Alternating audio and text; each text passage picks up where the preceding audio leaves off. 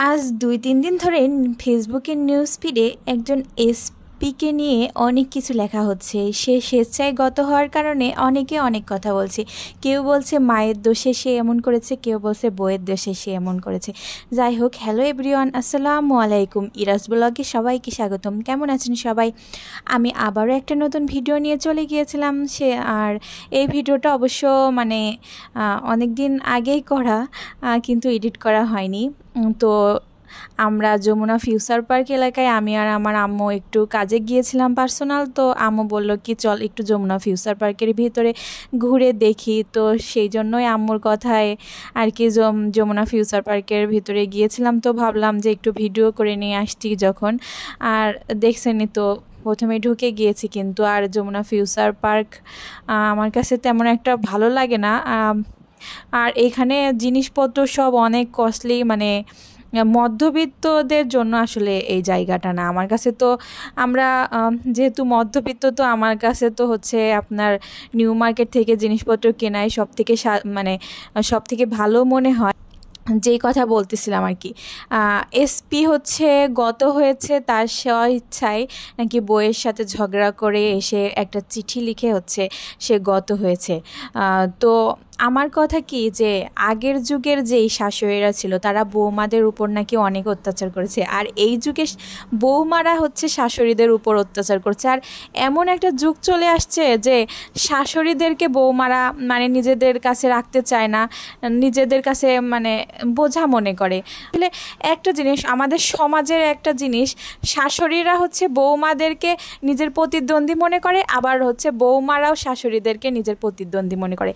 এই মানে এই সমাজের এই জিনিসটার জন্যই কিন্তু প্রতিটা পুরুষই অবহেলিত হয়। আর এই কারণেই কেউ কেউ সহ্য করতে পারে, কেউ কেউ মানিয়ে নিতে পারে, আবার কেউ কেউ হয়ে যায় মার থেকে বিচ্ছিন্ন, আবার কেউ কেউ হয়ে যায় বোর থেকে বিচ্ছিন্ন। কিছু কিছু মায়ের জন্য কিন্তু ছেলের সংসারে বিচ্ছেদ পর্যন্ত চলে যায়। আবার কিছু কিছু বইয়ের জন্য বইয়ের কথা শুনতে হলে মার সাথে সম্পর্ক শেষ করতে হয়, আর মায়ের পরিণতি হয় কোথায় জানেন? বৃদ্ধাশ্রমে। আসলে এমন কেন হয়? আমার কাছে তো মনে হয় যে কোনো বাসায় যদি কোনো মুরব্বী মানুষ থাকে তাহলে তো আরও ভালো। আমার কাছে তাই মনে হয় যে গল্প গুজবে থাকা যায়। যাই হোক, আমি আর যেহেতু এখনও সংসার হয় নাই, তাই আমি এই সিচুয়েশনটা বুঝতে পারি না আর কি। যদিও আমার এই ছোট্ট মনের ভিতরে একটা কথা আমার কাছে ইয়া লাগে যে যদি আপনার 4-5টা সন্তান হতো তাহলে কি আপনি তাদেরকে ভরণ পোষণ করতেন না, তাদের সাথে থাকতেন না? আর সামান্য একটা মায়ের পাতে ভাত দেওয়া নিয়ে মা তার সন্তানের সাথে থাকবে বলে আপনি হচ্ছে সংসারটা বিচ্ছেদ করে দেবেন, এটা কিন্তু কোনো কথা না। যাই হোক, তাদের নাকি 2 বছর বিয়ে হয়েছিল, আর হচ্ছে বউটা এখন আন্তঃসত্ত্বা। আসলে আমি সব কথা জানি না। বউটা নাকি স্বামীর সাথে অনেক ঝগড়া করতো, স্বামীকে অনেক মারামারি স্বামীকে ধরে ধরে মারতো আর কি, এটাও শুনছি। আসলে কথাটা কতটুকু সত্য আমি আসলে জানি না, কিন্তু আমার মনে হয় না। একটা জিনিস, আমাদের সমাজটা কি জানেন? হুজুকে বাঙালি। একটা কোনো কিছু হলে পারে তার সাথে 10টা কথা লাগাই দিয়ে মানুষের নামে এরকম বলে।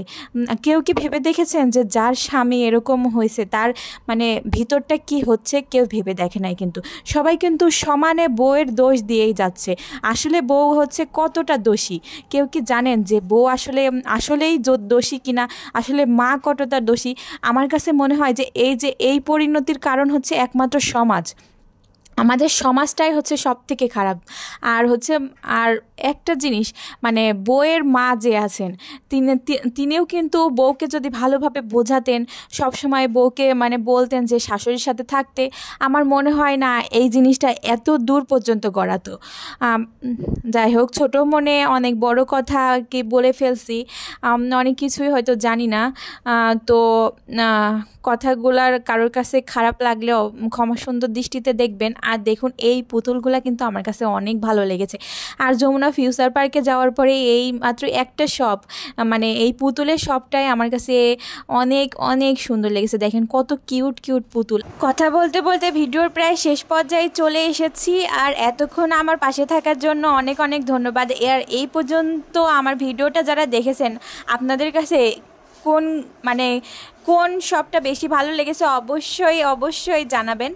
আর এইভাবেই আমার পাশে থাকবেন। আর এতক্ষণ আমার ভিডিওটা দেখার জন্য অনেক ধন্যবাদ। ভালো থাকবেন সবাই। আল্লাহ হাফেজ।